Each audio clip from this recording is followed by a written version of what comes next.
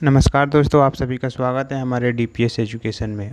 पहली क्लास में हमने ज़्यादा क्वेश्चन नहीं किए थे, हमने नियर अबाउट 5 क्वेश्चन किए थे।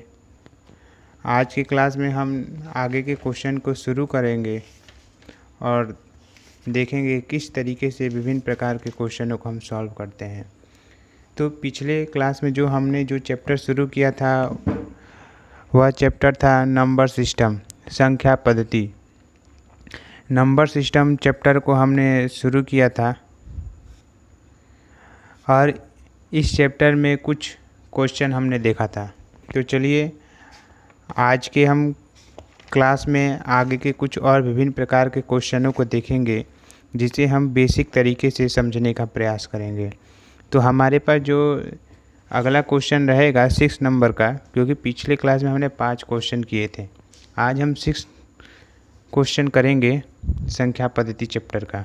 तो चलिए, जो हमारे पास आज का जो क्वेश्चन है वह है 3 संख्या में से पहली संख्या दूसरी की चौगुनी है और तीसरी की 3 गुनी है। यदि तीनों संख्या का औसत 95 है तो तीसरी संख्या कितनी है। तो देखिए क्या करेंगे। इस तरीके के क्वेश्चन को सॉल्व करने के लिए सबसे पहले हम मान लेंगे, लेट करेंगे, माना पहली संख्या x है। ठीक, पहली संख्या हमने जब x मान लिया है तो दूसरी संख्या हमारे पास क्या होगा। दूसरी संख्या क्वेश्चन में पढ़िए तो हमारे पास क्या है, दूसरी संख्या दूसरी की चौगुनी है। 3 संख्याओं में से पहली संख्या दूसरी की चौगुनी है, तो दूसरी संख्या हमारे पास हो जाएगा x/4, क्योंकि चौगुनी है। अब देखिए, और जो तीसरी संख्या है वह क्या है, और तीसरी की 3 गुनी है, तो तीसरी संख्या कौन सी हो जाएगी। तीसरी संख्या जो हमारे पास होगी वह हो जाएगा x/3। अब चलिए हम देखते हैं, हमारे पास क्वेश्चन में दिया हुआ यदि तीनों संख्याओं का औसत 95, हमारे पास औसत कितना दिया हुआ है, औसत 95 दिया हुआ है। तो औसत के लिए हम क्या करते हैं, संख्याओं का योग अपन संख्याओं की संख्या। तो हमारे पास संख्या कौन कौन सी, x है, x/4 और x/3 है। तो इन सबको हम जोड़ देते हैं। तो देखिए x + x/4 + x/3 x/3 हम कर देते हैं इक्वल टू औसत हमारे पास 95 दिया हुआ है, तो हम यहाँ 95 लिख देते हैं। अब जब हम इसको 3 को हम इधर मल्टीप्लाई कर देंगे 95 से, 95 से, तो हमें जो मिलेगा वो हो जाएगा, सिंप्लीफाई करने के बाद x + x/4 + x/3 equal to 285 हमें मिलेगा। ठीक, अब हम क्या करेंगे, इन सब का एलसीएम ले लेंगे। तो हम यहाँ एलसीएम लेंगे तो हमारे पास एलसीएम हो जाएगा 12। ठीक, और यहाँ हो जाएगा 12x + 3x + 4x equal to 285।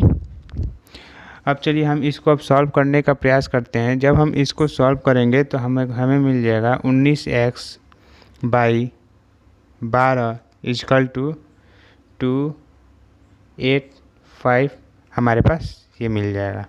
ठीक, अब यहाँ से हम क्या कर सकते हैं, यहाँ से हम x की वैल्यू जो है फाइंड कर सकते हैं सॉल्व करके। जब हम x की वैल्यू फाइंड करेंगे तो हमारे पास मिलेगा वह होगा 180। x की वैल्यू हमें मिल जाएगा।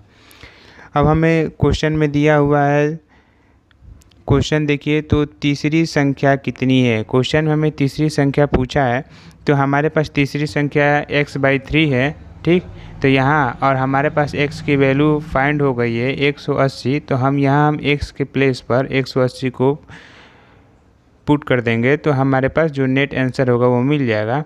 तो चलिए हम देखते हैं क्या हमारे पास आंसर मिलेगा। तो तीसरी संख्या जो है हमारे पास क्या मिल जाएगा, यहाँ जब हम रखेंगे तो 180/3 करेंगे तो हमारे पास आंसर क्या हो जाएगा, हमारे पास आंसर हो जाएगा 60 हमारे पास आंसर हो जाएगा। ठीक, इसका जो हमारे पास सेकंड नंबर का क्वेश्चन है वह है 11 संख्याओं का औसत 36 है, जबकि उनमें से 9 का औसत 34 है। यदि शेष दो संख्याओं का औसत 2 संबंधित 3 हो तो लघुत्तम संख्या का मान बताएं। ठीक, तो चलिए देखते हैं इस क्वेश्चन को किस तरीके से हम करेंगे। हमारे पास क्वेश्चन में 11 संख्याओं का औसत दिया हुआ है। ठीक, तो हम सबसे पहले यहाँ लिख लेते हैं 11 संख्याओं का औसत कितना है, 36 है, तो हमने यहाँ 36 लिख लिया। ठीक, अब देखिए जब हमारे पास 11 संख्याओं का औसत 36 दिया हुआ है तो हम इससे संख्या का योग निकाल सकते हैं। ठीक, तो संख्या का योग निकालने के लिए क्या करते हैं, औसत का फार्मूला होता है संख्याओं का योग अपना संख्याओं की संख्या। जब हम संख्याओं का योग निकालेंगे तो हम औसत को संख्याओं की संख्या से मल्टीप्लाई कर देते हैं। ठीक, तो 11 संख्याओं का योग जब हमें निकालना होगा, यहाँ देखिए 11 संख्याओं का योग, 11 संख्याओं का योग कितना हो जाएगा, 36 × 11 हम कर देंगे तो हमारे पास क्या हो जाएगा, 396। ठीक, ये 11 संख्याओं का योग होगा। ठीक, इनमें से 9 संख्याओं का औसत जो है कितना है, 34 दिया हुआ है क्वेश्चन में। ठीक, 9 संख्याओं का औसत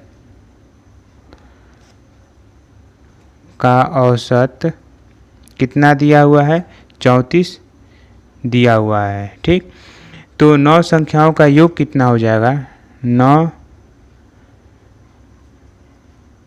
9 संख्याओं का योग 34 × 9 कर देते हैं तो हमारे पास मिलेगा 306 9 संख्याओं का योग होगा। ठीक, अतः शेष दो संख्याओं का योग कितना हो जाएगा, हम क्या करेंगे,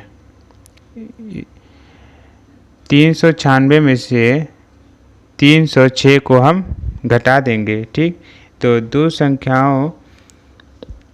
शेष दो संख्याओं का योग हमें ज्ञात हो जाएगा। ठीक, 11 संख्याओं का योग हमारे पास इतना दिया हुआ है और 9 संख्या का योग इतना दिया हुआ है। ठीक, जब हम तो दो संख्या का हमें योग ज्ञात करने के लिए अगर हम क्या करेंगे, 396 में से 306 को हम घटा देते हैं तो हमारे पास जो शेष 9 + जो 2 है, 2 संख्या का योग हमें फाइंड हो जाएगा। तो वो हमें कितना मिलेगा, 90 मिलेगा। मतलब 2 संख्या का योग जो है वह 90 है। और उन 2 संख्याओं का जो अनुपात है वो हमें क्वेश्चन में दिया हुआ है कि शेष 2 संख्याओं का अनुपात कितना है, 2 संबंधित 3 है और इनका योग जो है कितना है, 90 है। तो इसलिए हम क्या कर सकते हैं कि इस प्रकार से पहला और दूसरा संख्या हम फाइंड कर सकते हैं। तो चलिए हम पहली संख्या जो हमारे पास होगी वो क्या हो जाएगी, पहली संख्या हम क्या करेंगे, संख्याओं का योग कितना है, 90 है, तो 90 × 2 पहली संख्या है और 2 + 3 कर देंगे। ठीक, तो इक्वल टू क्या हो जाएगा, 90 × 2/5 हो जाएगा, इक्वल टू 36। ठीक, तो ये हमारे पास पहली संख्या मिल गया। तो अब दूसरी संख्या में फाइंड करना है। तो दूसरी संख्या के लिए हम क्या करेंगे, यही काम करेंगे, 90। अब हम क्या करेंगे, 3 को ऊपर रख देंगे। ठीक, और अपन 5 कर देंगे। जब हम इसे सॉल्व करेंगे तो हमारे पास 54 मिलेगा। ठीक, तो इन 2 संख्याओं में लघुत्तम संख्या छोटी संख्या कौन सी हो जाएगी, 36 हो जाएगी। तो इसका सही आंसर होगा 36 नंबर का ऑप्शन सही होगा, जो कि ऑप्शन सी है। अब चलिए हम अगला क्वेश्चन देखते हैं। जो हमारे पास अगला क्वेश्चन, यदि किसी संख्या में 21 को जोड़ा जाए तो वह अपनी तिगुनी संख्या से 7 कम हो जाती है, तदनुसार वह संख्या कितनी है। देखिए क्वेश्चन क्या कह रहा है। तो हम मान लेते हैं इस क्वेश्चन को सॉल्व करने के लिए कि माना संख्या वह कौन सी है, x है। ठीक, माना संख्या x है ठीक। अब देखिए प्रश्नानुसार, देखिए प्रश्न क्या कह रहा है। प्रश्नानुसार देखें तो यदि किसी संख्या में 21 को जोड़ा जाए, ठीक, तो हमने मान लिया ये संख्या है, इसमें हमने 21 जोड़ दिया है, ठीक, तो वह अपनी तिगुनी संख्या से 7 कम हो जाती है। तो तिगुनी संख्या मतलब 3x और -7, ठीक, 7 कम हो जाती है। अब चलिए अब हम इसको सॉल्व करने का प्रयास करते हैं। हम इस x को हम इधर ट्रांसफ़र कर देते हैं और इसको हम इधर कर देते हैं।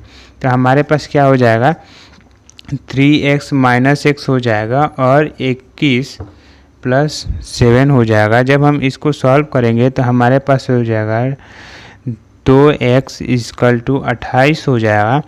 जब हम इस यहाँ से x की वैल्यू जब फाइंड करेंगे तो हमें मिल जाएगा 28/2 = 14। तो इसका हमें आंसर जो मिला वह 14 आंसर मिला, ठीक।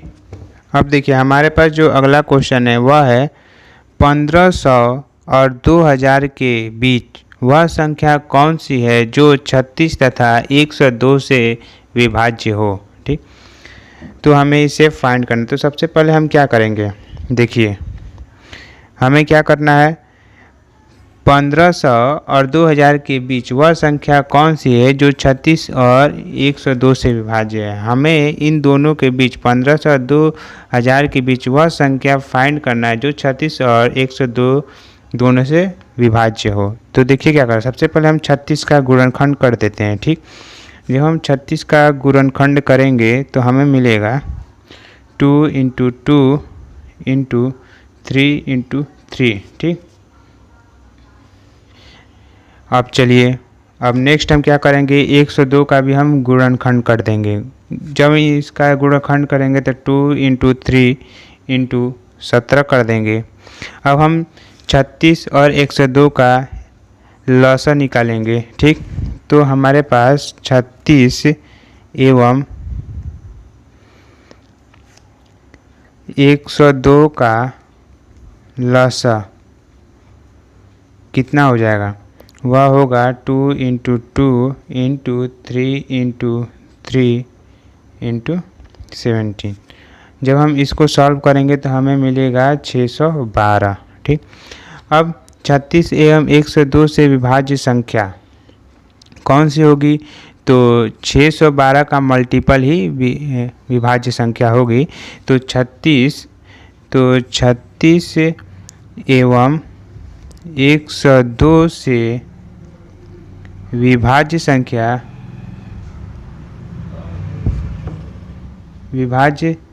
कौन सी होगी, 612 हो गई, ठीक, फिर 1224 हो जाएगी, ठीक, और 1836 हो जाएगी जो 2000 के अंडर में है, 2000 के नीचे है, ठीक। अब यहाँ देखिए हमें क्या बताना है कि 1500 और 2000 के बीच वह संख्या बताना है जो 36 और 2000 के बीच विभाज्य। तो यहाँ देखिए ये तीनों जो है 36 और 102 से विभाज्य है। तो इसमें 1500 और 2000 के बीच कौन सी संख्या है, तो ये तो आउट हो जाएगी। ये 1500 से कम है, यह भी 1500 से कम है, ये 1500 से अधिक है और 2000 से कम है। तो हमारे पास जो नेट आंसर मिलेगा, सही आंसर होगा, वह हो जाएगा 1836, सही आंसर होगा। अब हमारे पास जो अगला क्वेश्चन दिया हुआ है वह क्वेश्चन है कि निम्न में से कौन सी संख्या 11 का गुणक है, ठीक। हमें बताना है कि क्वेश्चन में 4 ऑप्शन दिए हैं, इनमें से कौन सी संख्या 11 का गुणक है। तो देखिए 11 का गुणक होने का मतलब कि वह संख्या जो है 11 से पूर्णतः विभाज्य होनी चाहिए, ठीक। इसके करने के 2 तरीके हैं कि तो हम चारों ऑप्शन जो दिया हुआ है उसे हम 11 से डिवाइड कर दें। अगर जो संख्या 11 से पूर्णतः विभाज्य हो जाती है वह उसका गुणक हो जाएगा, ठीक। तो चलिए हम देखते हैं ऑप्शन विकल्प ए को, ठीक।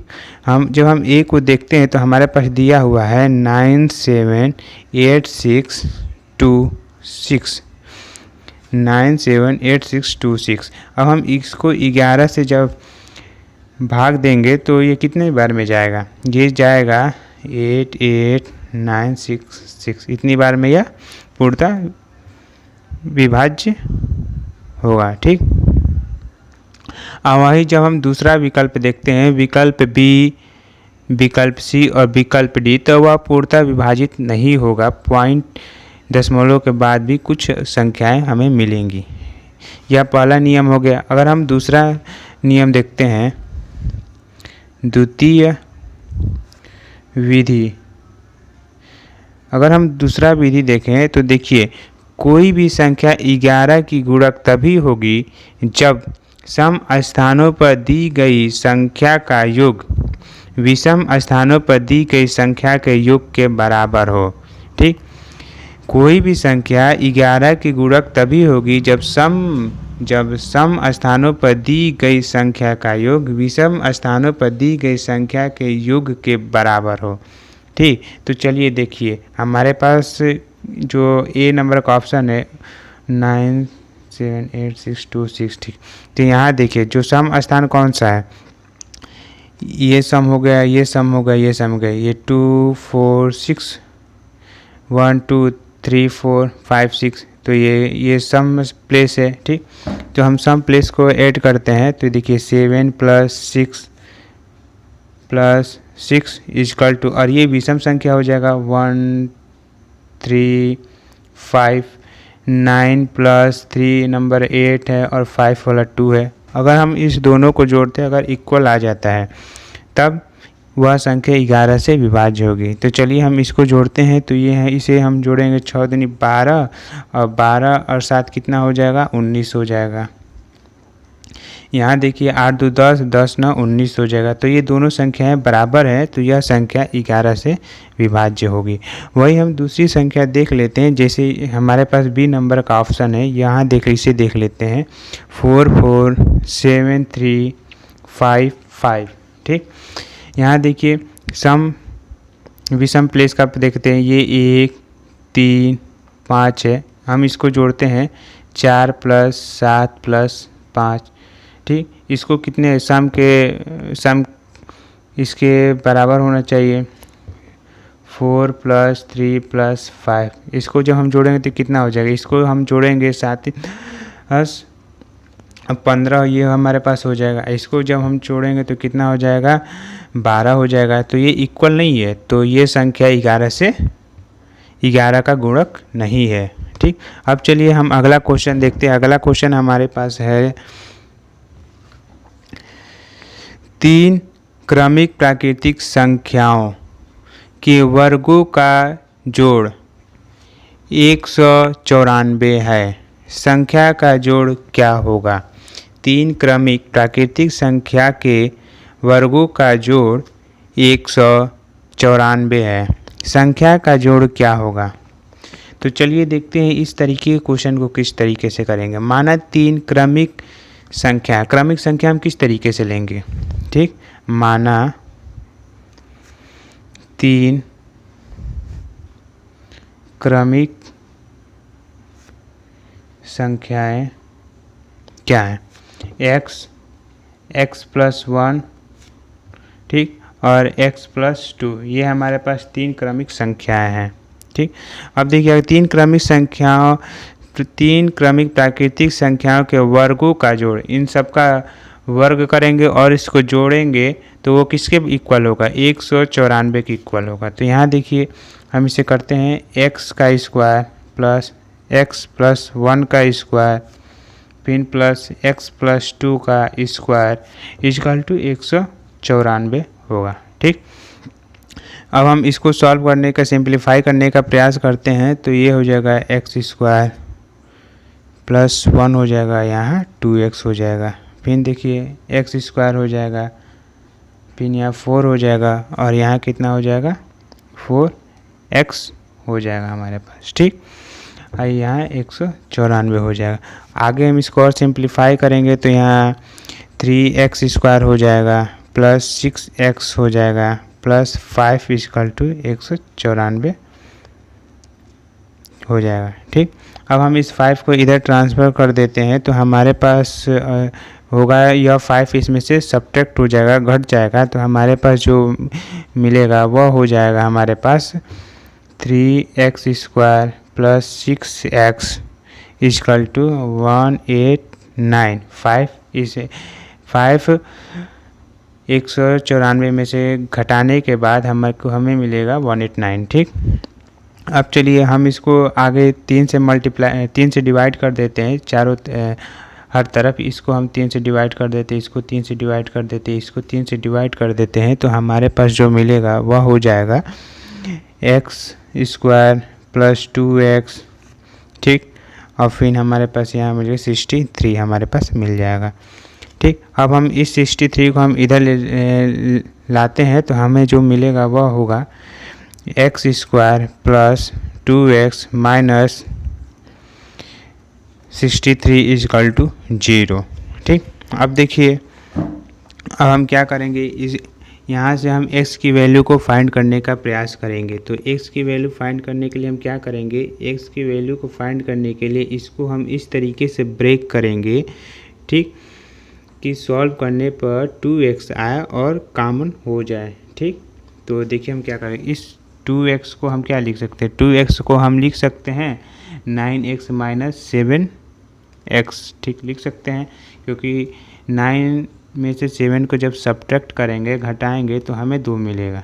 ठीक ना, तो यहाँ देखिए, तो हम यहाँ इसको लिख देते हैं plus 9x minus 7x minus 63 equal to 0। अब हम क्या करेंगे, यहाँ से हम x कॉमन ले लेंगे और यहाँ से हम 7 को कॉमन ले लेंगे। तो देखिए क्या हो जाएगा, यहाँ से जब हम x को कॉमन लेंगे तो हमें मिल जाएगा x प्लस 9। ठीक, और यहाँ से जब 7 को कॉमन लेंगे तो हमें मिले x प्लस 9 इक्वल टू 0 हो जाएगा। जब हम इसे आगे सॉल्व करते हैं तो हमें मिल जाएगा x माइनस 7x प्लस 9। ठीक, इक्वल टू 0 हो जाएगा। अब चलिए x की जो हमारे पास x की इक्वल टू क्या हो जाएगा, यहाँ x इक्वल टू 7 और x इक्वल टू माइनस 9, यहाँ दो संख्या है, तो x इक्वल टू माइनस 9 जो है वह क्या है, अमान्य होगा। ठीक, अतः दी गई संख्या जो है हमारे पास क्या हुआ है, हमने जो संख्या माना था वो यह है। अब हम यहाँ x के प्लेस पर हम 7 को रख देंगे, तो देखिए, तो पहली संख्या 7 हो जाएगी, दूसरी संख्या क्या हो जाएगी 7 प्लस 1 इक्वल टू 8 हो जाएगी, और तीसरी संख्या का क्या हो जाएगी 7 प्लस 2 इक्वल टू 9 हो जाएगी। तो हमारे पास जो संख्या है वो क्या हो जाएगी 7, 8, 9। ठीक, हमें क्वेश्चन में दिया संख्या का जोड़ क्या होगा, मतलब संख्या का योग। तो संख्या का योग के लिए क्या करेंगे हम, 7 प्लस 8 प्लस 9 इक्वल टू कितना हो जाएगा 24। तो यह हमारे पास सही आंसर होगा। ठीक,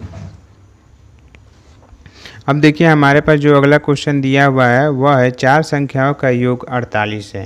ठीक, जब पहली दो संख्याओं में 5 और 1 जोड़ा जाए और तीसरी और चौथी संख्या में से 3 और 7 घटाया जाए तो संख्या सामान्य हो जाएंगी, वे संख्या है। हमारे पास 4 ऑप्शन दिया हुआ है, बताना है कि इनमें से कौन सी संख्या है।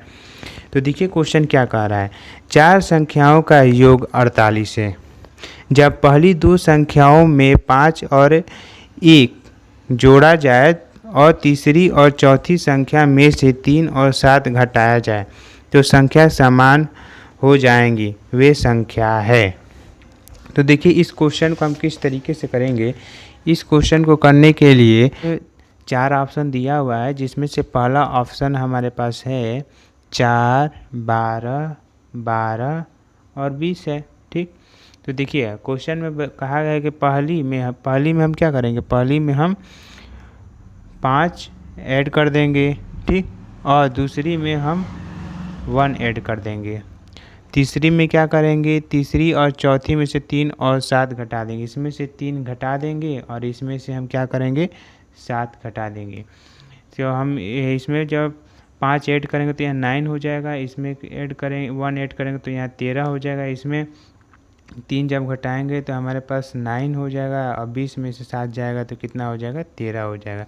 तो ये जो चारों संख्याएं हैं वो समान नहीं है। क्वेश्चन ध्यान से देखिए, क्वेश्चन बोला है तो संख्याएं समान हो जाएंगी वे संख्या, तो ये संख्या समान नहीं, तो पहला ऑप्शन जो है वह गलत हो गया। अब चलिए हम सेकंड नंबर का ऑप्शन देखते हैं, बी नंबर का। ठीक, तो बी नंबर का जो हमारे पास दिया हुआ है 6, 10, 14, 18 दिया हुआ है।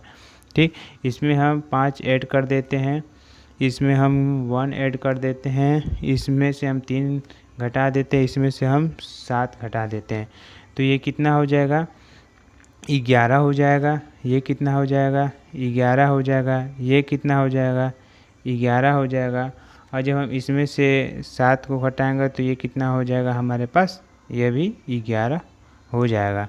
ठीक, तो हमारे पास कौन सा ऑप्शन सही हो जाएगा, तो बी नंबर का ऑप्शन सही हो जाएगा, क्योंकि चारों जो है इक्वल हो गया क्वेश्चन के अनुसार।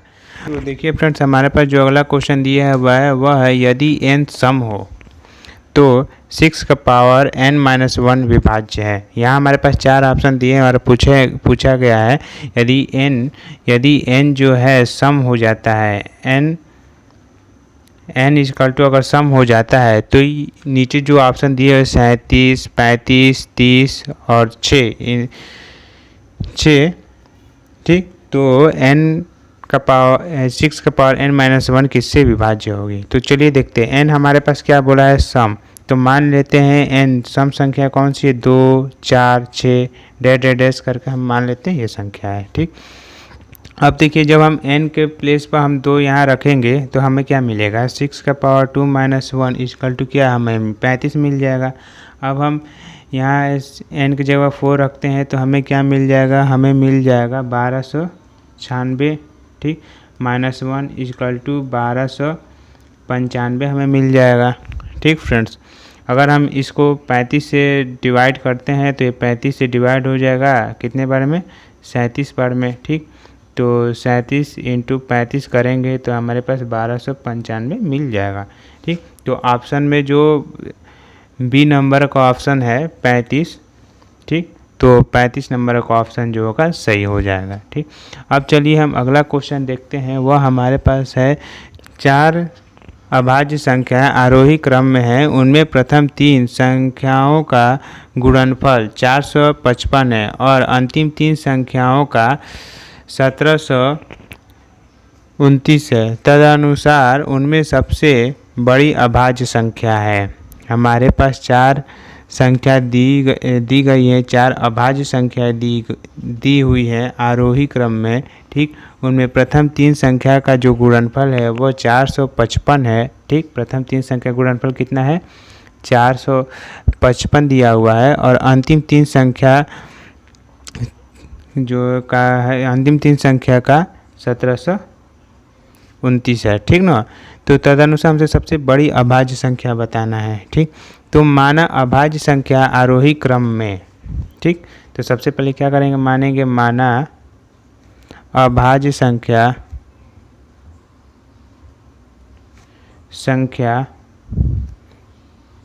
आरोही क्रम में, माना अभाज्य संख्या आरोही क्रम में क्या हो जाएगा, A, B, C और D मान लेते हैं। ठीक, अब प्रश्न से क्या बोला है, प्रश्न से बोला है कि प्रथम 3 संख्या का जो गुणनफल है वो 455 है, तो हम क्या कर लेते हैं, A, B, C equal to कितना, 455 कर देते हैं यहाँ। ठीक, तो यहाँ से हम BC को निकालें तो BC हमारे पास कितना हो जाएगा, 455/A हो जाएगा। ठीक, तो इसको हम इक्वेशन नंबर 1 मान लेते हैं। अब चलिए हमारे पास दिया हुआ है अंतिम 3 संख्या का जो गुणनफल है वो 1729 है, तो BCD जो है कितना, 1729 हो जाएगा। ठीक, तो यहाँ से BC कितना निकल जाएगा, यहाँ से BC निकल जाएगा 1729/D हो जाएगा, ये सेकंड नंबर का ऑप्शन हो जाएगा। ठीक, अब देखिए समीकरण फर्स्ट और समीकरण 2 से BC को हम इक्वल कर देंगे तो हमारे पास कितना हो जाएगा, 455/A equal to 1729/B B. ठीक, यहाँ से देखिए, यहाँ से हम डी को इधर ट्रांसफ़र कर देते हैं तो हमें मिल जाएगा 1729/455। ठीक, अब यहाँ से देखिए डी बाई ए इसको जब सिंप्लीफाई करेंगे तो 19/5 हमें फाइंड हो जाएगा। ठीक, तो अतः सबसे बड़ी एवं सबसे छोटी अभाज्य संख्या क्या है? सबसे बड़ी हमारे पास 19 हो जाएगा और सबसे छोटी जो है 5 हो जाएगा। सबसे बड़ी क्या हो जाएगा? 19 हो जाएगा और सबसे छोटी जो है 5 हो जाएगा। तो हम देखें तो ऑप्शन नंबर सी सही होगा। सबसे क्वेश्चन ने पूछा कि सबसे बड़ी अभाज्य संख्या, तो सबसे बड़ी अभाज्य संख्या 19 हो जाएगा। ठीक, अब चलिए हम देखते हैं अगला क्वेश्चन हमारे पास दिया हुआ है कि दो संख्याओं का गुणनफल 1575 है। ठीक, हमारे पास दो संख्या दी हुई है, उनका जो गुणनफल है वह 1575 है और उनका भागफल 9/7 है। तो संख्या का योगफल है। तो देखिए क्या करेंगे, सबसे पहले माना जो संख्या हमारे पास दी है, माना संख्या क्या है? संख्या x व y है हमारे पास संख्या। ठीक, अब देखिए हमारे पास क्वेश्चन में दिए गए दो संख्याओं का गुणनफल 1575 है, तो मतलब x और y कितना है? 1575 है। ठीक, ये इसे हम इक्वेशन नंबर 1 मान लेते हैं। ठीक, और उनका भागफल 9/7 है। ठीक, तो उनका भागफल मतलब क्या? कि उनका भागफल मतलब x/y = कितना?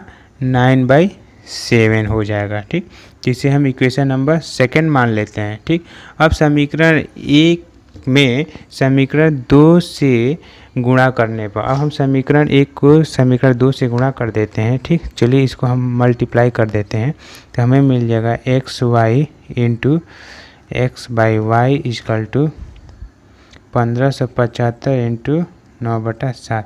ये y से y कैंसिल हो जाएगा तो यहाँ हमें मिलेगा x² हो जाएगा। ठीक, और फिर जब हम इसको सिंप्लीफाई करेंगे तो हमारे पास क्या हो जाएगा? ये हमारे पास हो जाएगा 225 हो जाएगा। क्या हमारे पास 225 × 9 हो जाएगा। ठीक, अब यहाँ से देखिए x = क्या हो जाएगा? 15 × 3 हो जाएगा = क्या हो जाएगा? 45 हो जाएगा हमारे पास यहाँ। ठीक, जब ये स्क्वायर हटेगा तो ये अंडर रूट में आ जाएगा। ठीक, और जब अंडर रूट में आएगा तो हम इसको सॉल्व करें तो 15 और 225 का 15 हो जाएगा और 9 का 3 हो जाएगा। ठीक, अब चलिए जब इसको सॉल्व किया तो हमारे पास क्या मिल गया? इसको सॉल्व 45 मिल गया। तो यहाँ से हमें x की वैल्यू फाइंड हो गई। अब हमें y की जब वैल्यू फाइंड करनी है तो हम क्या करेंगे? y की वैल्यू फाइंड करने के लिए हम क्या करेंगे? तो y = इक्वेशन फर्स्ट का यूज करेंगे। 1575/x है, इसको हम 45 से भाग दे देंगे भाई 45। ठीक, तो हमें क्या मिल जाएगा? y = क्या मिल जाएगा? y = हमें 35 मिल जाएगा। ठीक, y = 35 मिल गया और x = हमारे पास कितना मिल गया? 45 मिल गया। ठीक, अतः अब हमें क्या बताना है? तो संख्या का योगफल, हमें x और y की वैल्यू फाइंड होगी तो हमें x + y फाइंड करना है। तो 45 + 35 कर देंगे। 45 + 35 करेंगे तो हमें 80 फाइंड हो जाएगा। अतः संख्या का योग कितना हो जाएगा? 80। तो फ्रेंड्स, आज की क्लास में हमने 10 क्वेश्चन देखे और पहली क्लास में हमने 5 क्वेश्चन देखे।